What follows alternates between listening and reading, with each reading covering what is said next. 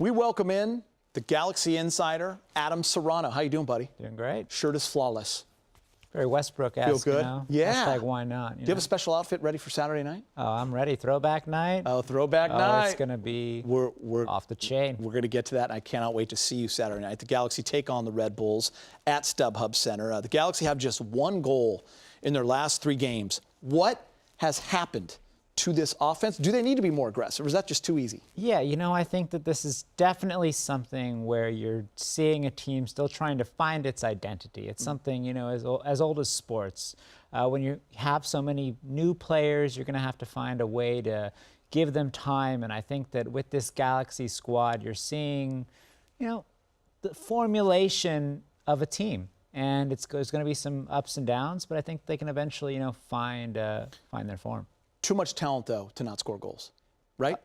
Definitely. I mean, you look at Giovanni Dos Santos, you look at Zlatan Ibrahimovic, you look at Ola Kamara, you know, Ramon Alessandrini. The talent is there, but it's just about finding the pieces. And I think that the players also have to deal with, you know, the flux of meeting new people, of finding new games, and I think it's just something that takes time. Flux is always a good word. So looking at the New York opponent, almost identical record in the East. Who's a player we should watch out for Saturday night? I look at for New York. Obviously, they're led by Bradley Wright Phillips, who is their big goal scorer, a guy that can get on the end of anything. But an interesting one is their Argentinian playmaker Kaku, new guy they signed. Say that again. Kaku. Okay, got it. K-A-K-U. Very interesting player. They've long searched for a number 10, a real playmaker in Harrison, New Jersey, and they think they found one with Kaku, a guy who can kind of see the ball, a little bit of a Dos Santos type, you know, kind of orchestrate things. They think that he's going to be a good player. So I think those two guys are some people you need to keep an eye on. So we saw Zlatan go for the full 90 for the first time. What does having him out there for the entire time do for his teammates? We know he's a threat to score at all times, but what does he do for everyone around him? I think it's very interesting when you see him out there for prolonged periods of time because he's able to spark something in his teammates. I think there was one sequence that kind of went viral where Zlatan brought the ball down over his head with this crazy move.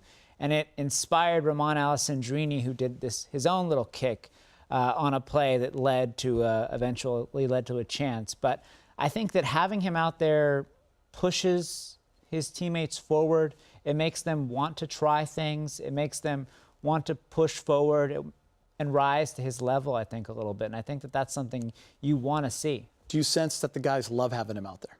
I think they do. I think that he's, you know, for all the talk about what he is as a person, and his brand is obviously very braggadocious, but he's somebody that is a very good teammate. He wants to integrate his group along. He takes a leadership role, and I think that's something the Galaxy haven't had for a while, since Robbie Keane, really.